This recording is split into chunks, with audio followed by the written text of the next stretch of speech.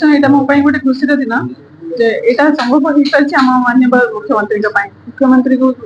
महिला मानक जो प्राधान्य देती भर मुझे जाने पारादीप मत आज महिला प्रार्थी कर सेवा पठे तो धन्यवाद जनावि प्रथम जगन्नाथ को प्रणाम कर आशीर्वाद निश्चय अच्छी मो शशुर शशुर 40 वर्ष धरी राजनीति कर आशीर्वाद अच्छी मुझे पहुंची पार्टी सी थे 40 वर्ष मो स्वामी थे 5 वर्ष पुणी मत सुजोग देते तो से धन्यवाद। तो मैडम आप राजनैतिक परिवार गोटे कर बहुत जनसमर्थन रही लोकप्रियता रही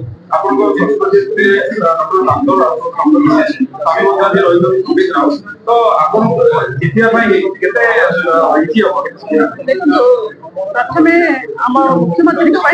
जहाँ किसी होता मुख्यमंत्री मुख्यमंत्री योजना कर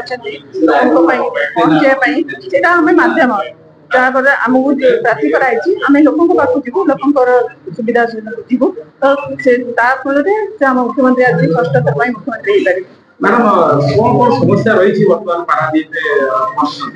पारादीप प्रथम तो बहुत जगह बुले तो प्रथम समस्या देखी गोटे हस्पिटाल लोक मैंने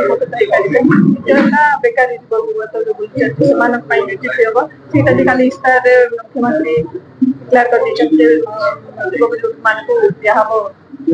दिया पानी समस्या दूर है तो लोक मैंने उपकृत है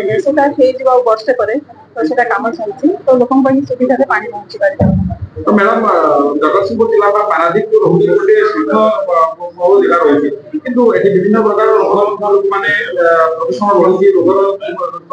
लोक होती किंतु जगतसिंहपुर जिले में मेडिकल कॉलेज ना अन्य जिला मानक दाबी करेंगे निश्चय जोटा से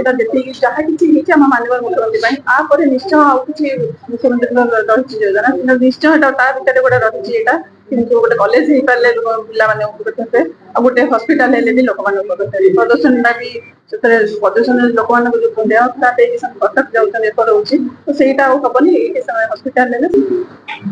कथा सारा राज्य नवीन बाकी रहा पारादीप निर्वाचन मंडली से प्रभातपुर से विजय बाबू पार्टी से विजय बाबू प्रति प्रचुर भल प्रेम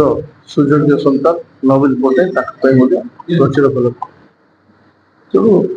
से विशेष किसी आपे आपे लोक को भल पाए नवीन पट्टनायक सागर अच्छे बाकी रहा मो परिवार कथा आपण मैंने डॉक्टर दामोदर कथा जानते दीर्घ 45 वर्ष धरी साधना तो बहु हिसाब से प्रार्थी कर मुख्यमंत्री तो लोक को भल पाया मुख्य जिन भाव तो जितवा तो निश्चित भाव में चिंता कर जितवा बाबद कितु कौन हो महासागर